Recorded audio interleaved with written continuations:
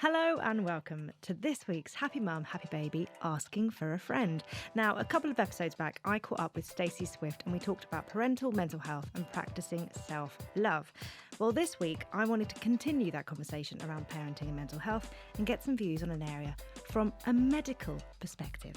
So who better to discuss all things around parental burnout and mental health than the mum medic herself, Dr. Punam Krishan. Hello. Hello. I should say you are a GP in Glasgow. Yes. You're a mother of three. Two. I thought that when I saw it written down. The third one is a fur baby, so yeah. Okay, I will keep that in. Fur baby. A cat or a dog? Dog. It's a dog. It's a dog. Okay, we'll 5-year-old allow called that. Simba.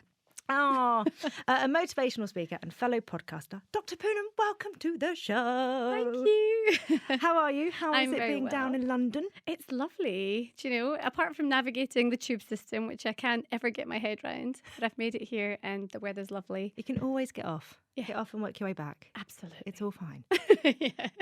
Now, actually, we DM'd a little bit because I said that we were having Stacey on, and it felt like it's such a huge topic, maternal mental health. Yeah. And as much as self-care and everything is brilliant, and that we do need to take that time to look out for ourselves and make sure that we are projecting love inwards as well as outwards. It's actually an area that does need a GP's input or a doctor's input, someone who has that medical view on things as well. Yeah. And you get it a lot. I know you've got personal experience as well, but as a GP, it's such a massive area. Yep. And we were saying before, it's not an area that mums necessarily want to come in and say, hi, I'm experiencing this. Absolutely. I think this is one of the things that we're seeing more and more of. And unfortunately, because we have this stigma that sits around maternal mental health, what I find is that, you know, mums don't come forward and say, look, I'm struggling, or I'm finding things difficult, or my mood is low, because there's a sense of failure that's attached to that. And so we struggle and we struggle and we juggle on. And if we think about just even the last 2 years, it was a massive problem beforehand, something that wasn't spoken about at all before. But over the last couple of years, where there's been this absolute escalation in the level of stressors, the responsibilities that have been put upon parents, it's even more of an issue, but it still remains hidden. And that's where I find that the struggle as a GP is trying to identify, pick up on the subtle signs, and then try and support mums to say, look, you know, there's no such thing as failure when it comes to this. We're all in this together, and it's not a cliche. You know, I feel it. You talk about it. It's real. Nobody's taught us how to do this. I think when you're in it, though, there's a feeling of everyone else can do it. Yeah. Everyone else is just good at it. Everyone else is far better. And there's these little niggles that happen within you that tell you that you're the problem, you're the issue. Yeah. And, you know, with Have Mum Have Baby, we do what we do because we know that the leading cause of death in new mums is suicide within the first year. Like that's a horrifying thing to know. Yeah. And if all we need to do to help those mums is talk and let them know that it's safe to go to the GP with those things, because I think if I look back to those early days of even having a newborn and the midwife coming over and the health visitor, I was sure that they were only there to assess whether I was good enough to be a mum. Yeah. And I thought if I failed that test, they would take my baby away. Yeah. Do you know, absolutely. And I connect with that so much. And I'm a doctor. And I remember going through it with my eldest. And I think that looking back, things I wish had been different. I wish during my NCT sessions that there was the conversation about, you know, if this doesn't go a particular way, then that's okay. Yeah. But you only have one narrative. You're told about all the things that you can expect to happen if it goes textbook. But 9 times out of 10, things don't go textbook. Yeah. And I think it's a reality that's kind of missing from these conversations. And then when you're discharged from hospital again, when you have your midwife coming or the health visitor, then that's compounded by all your relatives and external friends that come to visit. Everyone's interested in the baby, and there's this expectation that you are just fine. Yeah. And therefore, already you have in your mind that my role is to become this mother, my life is going to change for the better, and it does change for the better, but there's also a hell of a lot of stuff going on in the background. And at that point, if only we can empower everybody, from the healthcare professionals to family and friends to mum herself, that, you know, at that point, just be brave enough. You've done so much incredible, brave stuff to actually bring another life into the world, but just be open about how you're feeling, and you'll find that actually the vast majority of mums are feeling the same way. Yeah. And a lot of the other people that are involved in your life or in your care will connect because they've been there too. What do you think it is that stops people from saying, holding their hands up and saying, I'm struggling? Yeah, I think one, the stigma for sure, the sense of shame and failureism, but also a sense over the last couple of years, particularly what we're hearing is, I don't want to burden the doctor. I don't want to burden anyone. I don't want them to, they've got enough on their plates. Then there's the sense of embarrassment, that's a big one. Culturally, for a lot of people, mental health already remains this kind of taboo topic, and so therefore they're much less likely to come forward. But also accessibility. I work in the NHS, and although because I've also had lived experience, I'm very passionate and I actively seek out with all my postnatal mums. We need to get better as healthcare professionals to identifying the signs and to helping support women to have those conversations.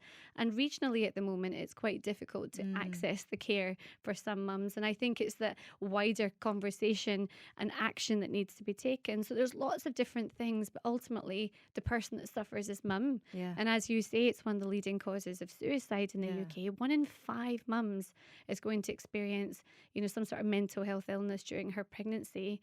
And we're failing mums by not picking that up.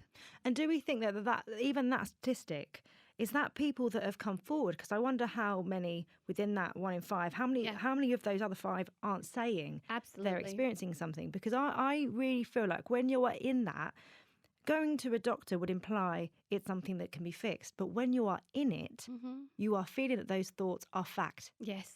It's not a feeling to be fixed. And that's the thing, that's the conversation that when we're reading Instagram posts or in the magazines, it's easy to kind of say, these are the signs that you should be looking out for.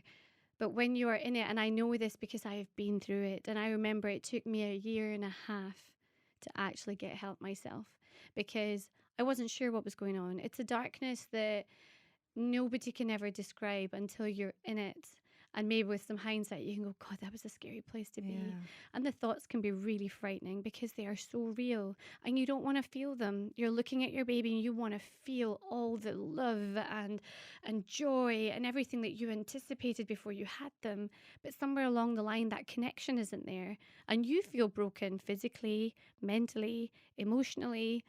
But then you look around and everybody else is smiling at what you've done or what the baby is bringing, but you're just empty. And that in itself, when you're in that, you don't know how to say to someone, actually, well, I know everyone's happy, but I'm not. Because what will that mean? And actually, what hindsight now tells me is that I wish I'd been stronger and braver earlier on, because had I got the help earlier, I probably would have had longer to enjoy with my baby at that point. Whereas I often look back and go, God, 1.5 years, I felt all those things and I kept it to myself. And I don't beat myself up about it anymore, but I do feel sad for that lost time. And it's really important to me that mums come forward very early on so that we can give them the support. Support is everything. When a baby is born, genuinely, a whole new human being in you is born. The term mother comes with so many responsibilities and demands and a complete life description that changes. You need hand-holding. It's bizarre that we think that we should do it alone and be okay and not keep it real. Dr. Punam, I say doctor every time because you're a doctor. We don't have many doctors in here, so you have to be a doctor. We ask everyone on Asking for a Friend what their 3 most asked questions are. So what's your first most asked question? So, as in personally for me, or is it in the doctor capacity? In the doctor capacity. In the doctor capacity. Well, do you know what? What's really sad is that when it comes to mental health, I wish I could tell you 3 questions that people come in and ask me about. But unfortunately, there are none because people don't tend to come forward. Really? Yeah. So it's in the subtleties of conversations, of picking up, walking into the waiting room, for example, and taking your mum and her baby and noticing how she's looking, where, has she got a spark? What can you figure out from the way she's dressed to the way that she's speaking to fussing over the baby, but then going, how are you doing, mum? And I find I have to dig and prod to sometimes get it. I rarely get a mum that comes in and says, I'm struggling with my mood, or, what can help me feel a bit better? And I wish I could tell you that. I mean, that would be the dream. I just wish more mums would just come along and say, Doctor, actually, I've been struggling a little bit recently. Is there anything that you can say that could help me? I can remember doing something with a doctor, and we were talking about postnatal depression and stuff. And he was saying, one of the things that I look out for is, are they wearing their loungewear? Have they got any makeup on? Have they done their hair that morning? I was like, that's motherhood right there as well, though. Yeah, no. On the flip side of that, I think someone who's really well done up, that could be signs. Absolutely. Because you're almost masking what, you don't want people to see what's inside. Yeah. I think you're absolutely right. The eternal mother dress code is very much that if you're not doing a top knot and wearing pajamas, there's definitely something wrong with you. But and again, from personal experience, I remember like nobody would have ever known that I was struggling with postnatal depression. And that was the first time that I got an insight into, as being on the other side of the consultation table, of just how much we all put a mask on. Yeah. For me, the red lip became a big power thing because I would feel like hell. And then I would get up, and if it wasn't wearing high heels at home and prancing around because it made me connect with a previous life, or made me stand that bit taller or feel that bit more in control, or actually spending 10-15 minutes to really fuss over myself to try and make myself feel bright and feel better. And nobody could tell that actually I was the lowest I've ever known. I'd never experienced anything like it. And when I actually eventually did get around to admitting how I was feeling, everyone said, but you look so fresh all the time. But you always look so good. How do you always have it all together? Yeah. And you're like, but that's mental health for you. Yeah. It is a spectrum, and it's hidden and it's invisible, and you get on because nobody else is going to do it for you.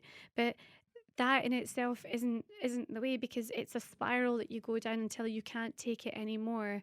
And then you watch it all kind of crash. Yeah. And so I think there's a lot that you can tell from the subtleties, like when I'm doing my postnatal clinics, and you can tell whether, I talk about the spark, but you can tell whether a mum's really just low and perhaps not engaging with her baby in the same way. You can't tell that over the phone. Yeah. And for quite a while, because of the pandemic and lockdown, I did have a lot of anxiety for some of my mums because we were doing it on telephones or videos, but thankfully that's all kind of changed and we're back to normal consultations. But how is she engaging with the baby?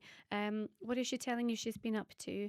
And really taking the time out to notice mum and to ask her how she's getting on with things, but giving her the space and grace to open up.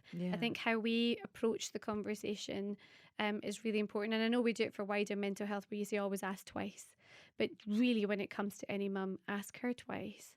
And just give her space and, do what you need to do with the baby and check them over. But always go back and just say, how have the last few weeks have been about? Ask her about her social life. What has she been up to? How's their energy levels doing? All those subtle symptoms that can be quite non-specific. They all give you lots of clues as to how she's getting on. I guess they're also like little nudges just to let her know, I'm here. Yeah. I'm aware. Yeah. And I think a lot of people worry that by saying something, it's going to go down in their medical notes, and that somehow it'll be there till the end of time. And I really want to again reassure anyone listening, it's not. We might have a little note in the medical notes, but once that's been and gone, and you don't revisit it. Nobody else sees your notes; they're completely confidential. And I think that just making sure that mum is okay and that she knows that there's somewhere that she can have as a safe space, which is what your GP's room is. It is a very safe space. And and as I said earlier, if you don't get through to one person, you feel that rapport hasn't been built up, then just pick up the phone and ask for another appointment with someone else. I love it. So your 3 questions really aren't questions for you. They're questions that you would look out for or ask I wish the new mum coming into the room. Yeah, in a few years' time, maybe we could revisit it and you'd be like, what are your 3 questions? I was like, well, mums are coming in and saying, not feeling too great. And can you tell me what's going to help? Or, I'd love to maybe try some medication or therapy. Could you tell me what's available in my area? These types of questions would be incredible because I'm like, go you. Yeah. Go you, because there's lots there. And not to shy away from the fact if you need treatment for a little bit of time, so what? It's just so hard, isn't it? Because I think you feel like you've got this baby. Life is about that baby, and you become secondary, and it happens straight away. It does. It really, really does. From the moment baby comes into the world, I think instinctively you kind of go into that. Even if you're not feeling it, and you are feeling sadness, you still feel that actually it's baby number one. But I think that even in the run up, and this is where I wish that the pre-birth chats change, to let your partner know that I need you to ask me how I am and to check in, or plan for things, things that you can look forward to, or things that have always made you feel good. Because I think there's a sense, and we should do it selflessly, which is, wanting to connect back to old you. There's nothing wrong with that. Old you is still in you. Yeah. It's just you've got a whole new job as well. But somehow we think, no, I can't go back to that. This is it, and I've got to be like this Instagram mum that's got it all sorted. And there's no such thing. We all put on fronts, and I wish we were more real on social media, and I think that would be kind of service to our fellow kind of tribe. But I think that the conversation needs to start before the birth, and then from there on, having people around you to keep reminding you that you are still number one. Yeah. Because what I've learned, both through my own experience and through seeing my patients, is that when mum is well, everything works well. Yeah. But the moment mum is poorly, everything crashes, and it becomes even bigger of an issue for everyone involved. And I think that we don't give that kind of status to mum enough until it's too late. Yeah. We have been asking the Have Mum Have Baby community to send in their questions. There have been many. So let's just go through them. If you've had postnatal depression with your first child, are you likely to have it with subsequent children? Is that something that you worried about going? Absolutely, yeah. And everyone was on kind of high alert for me. And absolutely, statistically, we know that you are at a higher risk. If you've had any form of mental health illness before, pregnancy can increase that risk. So the biggest thing that I would say is to tell that to your midwife from the very first meeting that you have. Look, I've had this before, or I've been on medication for depression or anxiety before, so that they know. And the purpose for doing that is that they need to make sure that along your journey, that the obstetricians, the other kind of midwives, the health visitor, the GP, everyone is aware, so that then we kind of heighten our, sense of diagnosis, so we can pick it up much earlier on. Yeah. And again, it's nothing to. It's there to help you. Absolutely, you're not outing yourself in any way. You're not outing. You're there to. It's there so that everyone can give you what you need. Yes, absolutely. Can you stop it from happening? So, can you stop it from happening? Would almost kind of suggest that it's your fault that it's happened in the first place, and I don't want anyone to ever feel that. We literally had a few people ask that question. Is it something that you can actually prevent? Yeah. So I think there's lots of things that we can do generally to help our mental health, and lifestyle has a huge role to play in that. Don't have kids. Don't change anything. Don't change your hormones. Don't change anything, and you will be just fine. That's one way of doing it. Thanks for coming in, Dr. Punam. That was really insightful. Oh goodness. But yeah, so coming back to lifestyle is really, really important, and medications in itself, as in making sure that you are doing some form of physical activity. I do know that sometimes, as pregnancy advances, it can be quite difficult, especially if you have issues with SPD, for example, or back pains or any complications. But any form of physical activity will release natural kind of endorphins and feel good hormones that will make you feel better. Making sure that you are eating foods to enhance your energy and your mental well-being, because food has a huge role to play too. sleep, I mean, pregnancy can totally affect that in lots of different ways. Yeah. But getting the rest and getting that kind of downtime is very important. Sleep must be so linked It's to totally, maternal mental health. all these things are so linked to mental health. Yeah. You know, if you're eating heavily processed, kind of carb heavy foods all the time, if you're not getting enough sleep, all these things, even when you're not pregnant, can have a very negative effect on your sense of energy levels and your mental health. So these are some of the things that you can absolutely do. Manage your stress levels. Look at, what's going on in your everyday life. Speak to your employers. So during pregnancy specifically, especially that first and second trimester, you really are tired all the time. You want to sleep like 18, 19 hours a day. Or if you're, struggling with nausea or vomiting or hyperemesis, anything like that, have those open conversations. A lot of stigma, surrounds that as well, and you can end up putting yourself through huge amounts of anxiety and pressure, which can then lead itself to kind of exacerbating worsening of mental health further down the line.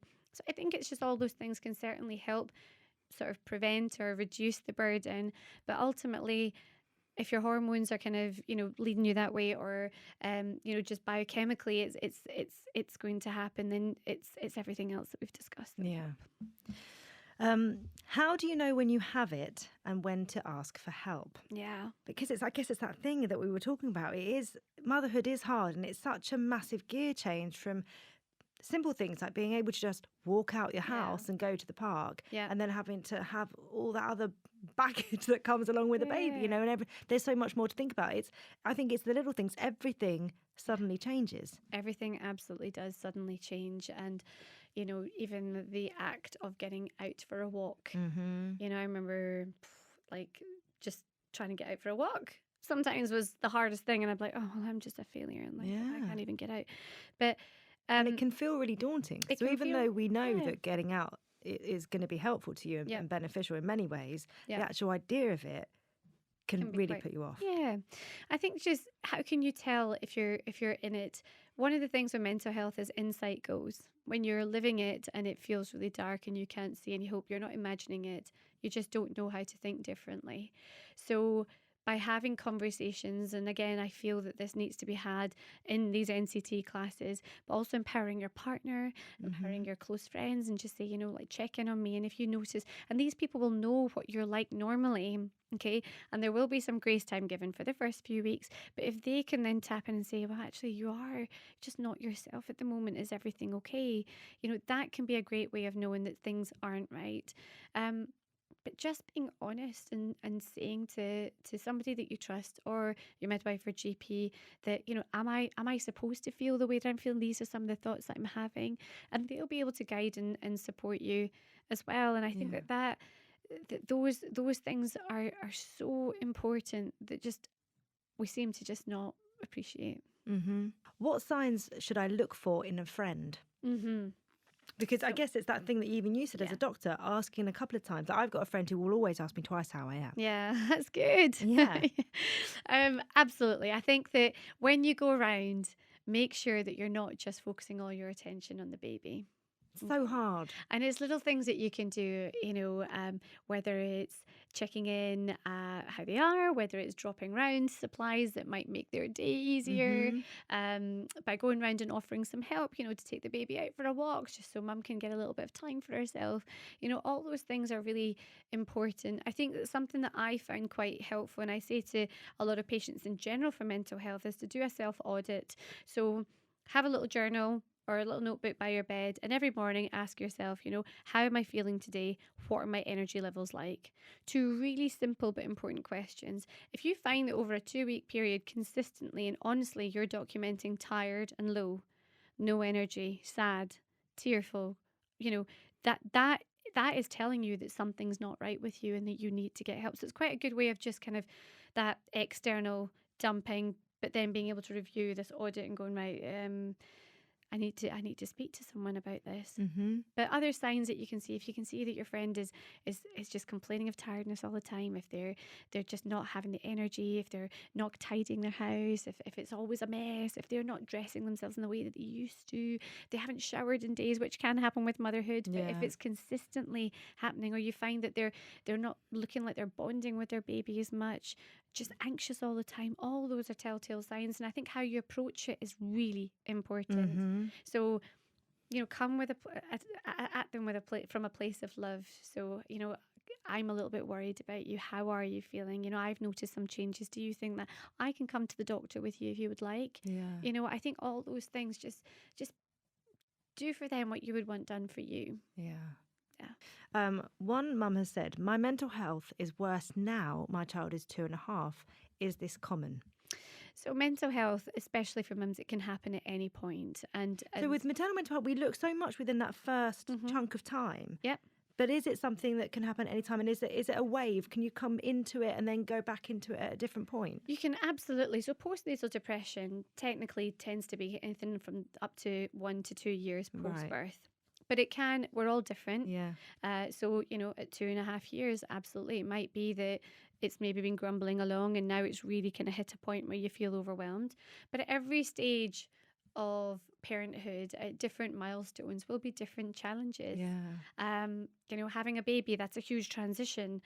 I've got a 2-year-old and I'm going through the toddler phase. Huge transition. You're trying to learn about all the kind of things that your baby's doing and are they hitting all their milestones, and you're learning to kind of meet them where they're at and understand them. But it's quite a thing for you as a mum. Yeah. And then you kind of enter when they're going into school and then they're teenagers. Every wave and season of your child's life comes with its own pressures, and it also feeds into what else is happening in your life too.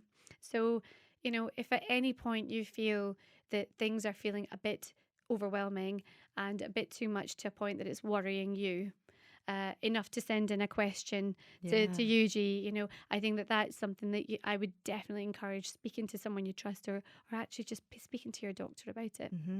And when you speak to your GP, do you then get passed on to someone else who sort of might be able to, is it a counselling thing? Do you get through to a therapist? How is that? What are the next steps after you speak to your GP? So it's a great question. So usually it will depend on the severity of the situation.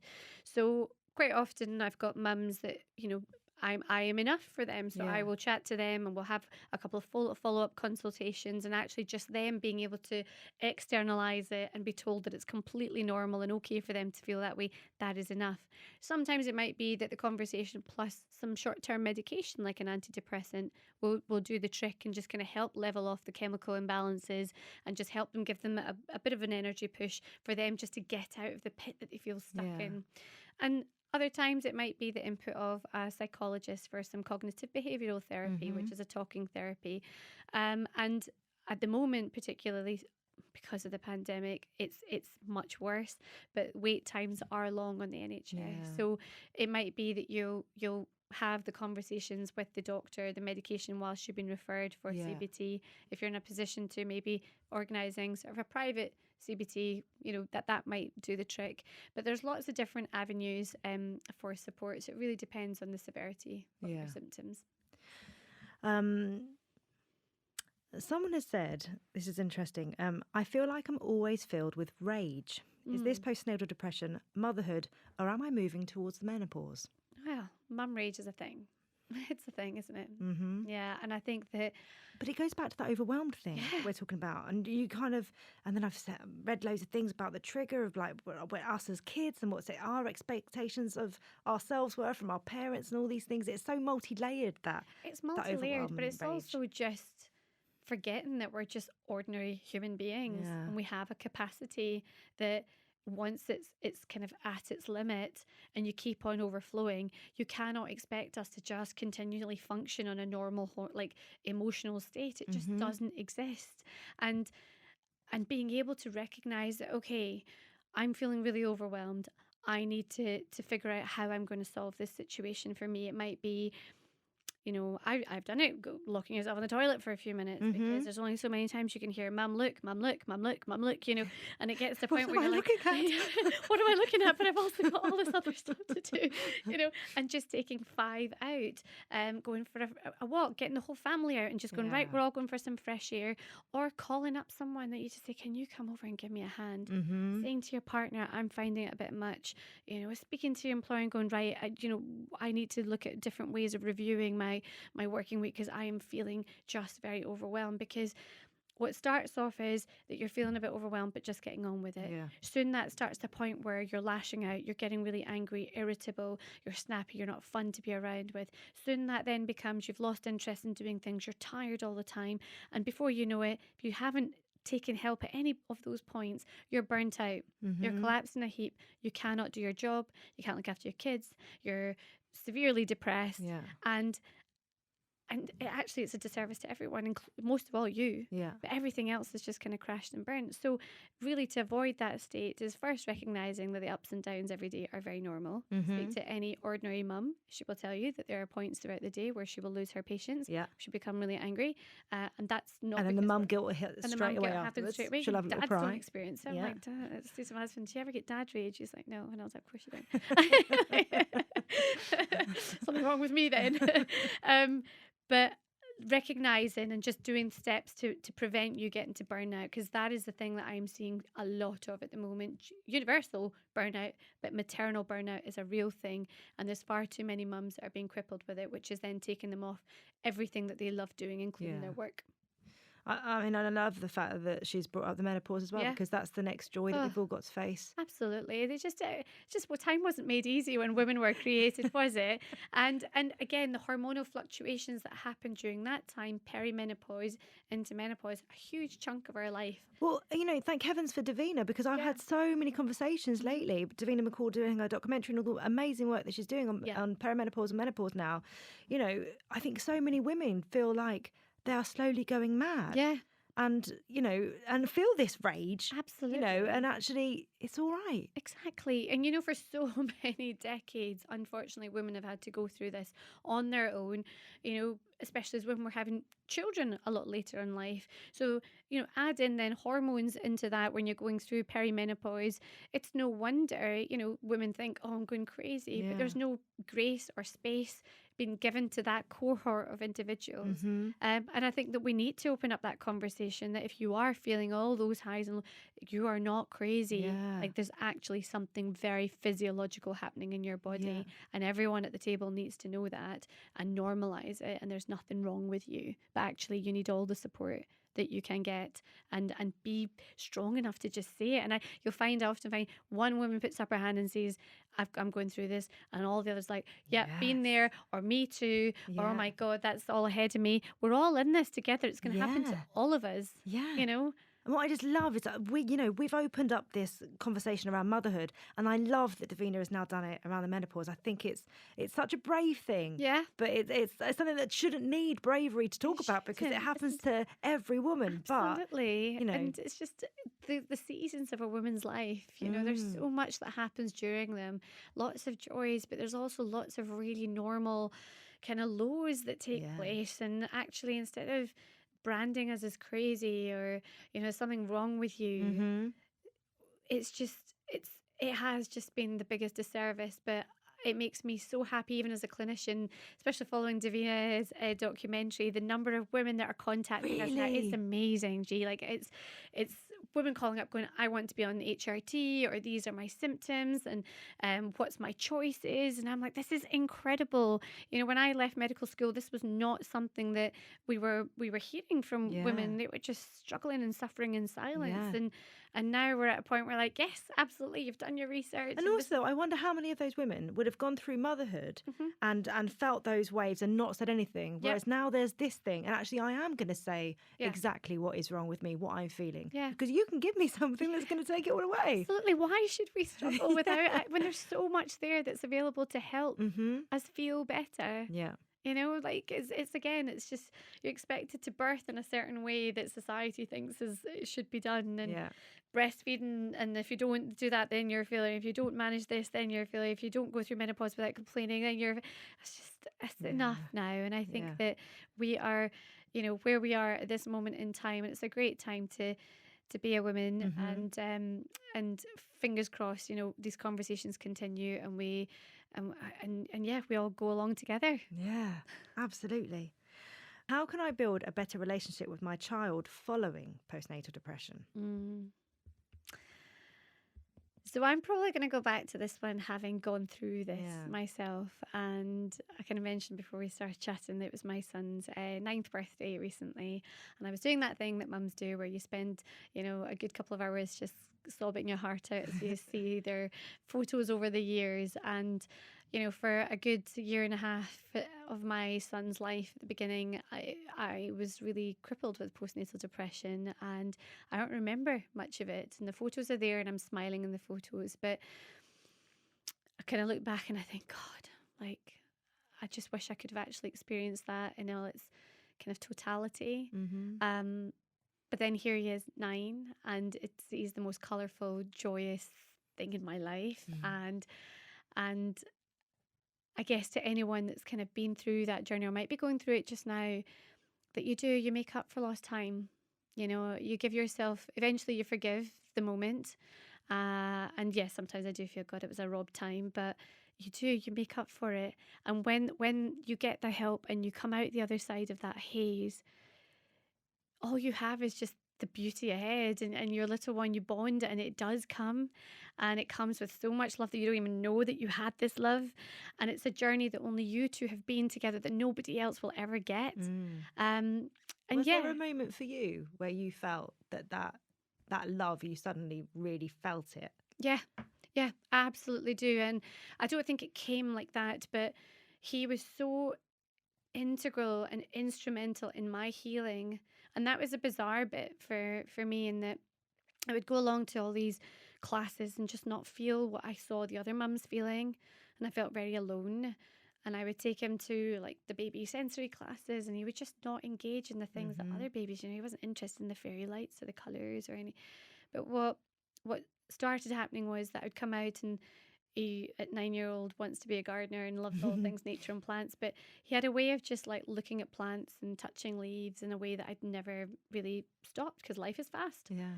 So I'd kind of got down to his level, and I never forget it. And I kind of looked at the leaves and the way that he was looking with this complete fascination. It was almost like, I was looking at them for the first time. And then he'd watch clouds, and I'd never slowed down enough to watch clouds passing. And I was like, God, they are really beautiful. And I think it coincided with a time where I was on medication and getting sort of the support that I needed, that as that cloud started to shift and I started looking at the world through his little eyes, that I really realised, actually, it's me and you two. It's like we're in this together, and we're discovering the world in a very new way. And it felt like such a new world to me, because when you've been somewhere that is so dark that nobody really gets it unless you speak to someone that's been through it, you do feel like you've been given another lease of life when you come out of it. And it does look so colourful, and it looks beautiful.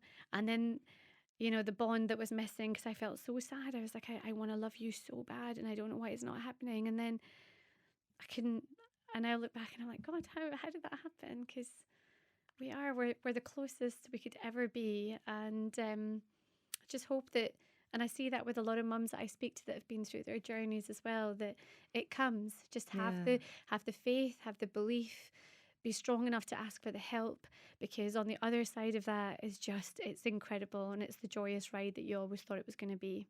And we don't all get there at the same time, but we all come through it together, like we do. Oh my God. That was so beautiful. Sorry. I can feel myself going for ages. That was so beautiful. Okay. Sorry. I don't know where that came from. It's so beautiful, because I think when you're in it, you don't know your way out. You can't see that brighter side, like that brighter world. And just so beautiful, Punam. Thank you. Gosh, someone has asked, can my husband have a form of postnatal depression? Now, I know that Tom definitely felt something within those first few weeks, where it was a very strange place for our family to be in. But husbands can definitely be affected. Absolutely. And it can be quite difficult for them to vocalise it as well, because we think maternal mental health, it isn't spoken about, but postnatal depression affects men too, or partners, and I think that what I've observed over the last couple of years especially is that partners that couldn't go to the appointments, not be part of that journey with their, with they're with their other halves that were going through, appointments on their own and potentially birthed on their own as well. They weren't part of that. So the aftermath of that has been detrimental for both sides. There's been mum that's been anxious and left upset and almost like no sense of closure. But then the partners have felt, well, I've missed out, but I don't want her to feel that I'm putting it on her because she's just gone through all of this. But it's really important that partners are empowered as well, and dads are told that you can speak up about it. Men are notoriously bad as well at coming forward to speak about it, but then they think, well, postnatal just means mum. And actually it's not at all. If you've witnessed a traumatic birth, I, much like yourself, my husband, I'd never, he felt he couldn't speak about it at the time that I was going through it because his job was to look after me. And we had an awful situation in that I trauma was in intensive care, and he was just left with this baby, and it was our first one, and he was like, I just didn't know what to do, and he was anxious about me, but he was also suddenly in charge of this little baby, and it took him several years to tell me, I found that really, really tough. Really? And I was like, God, why didn't you say anything? And he's like, it's just, I just want to make sure you were okay. And they're still getting on. They get their 2 weeks off and then they're back to work and just getting on with it. And everyone's like, oh yeah, congratulations. And it's a whole other world. So I would say that it's something that you go into together. And I think having those conversations, as long as when you're going out to buy the buggies and all the newborn stuff, have that exchange beforehand of how are we going to help each other with our mental health. It's such a good one to have.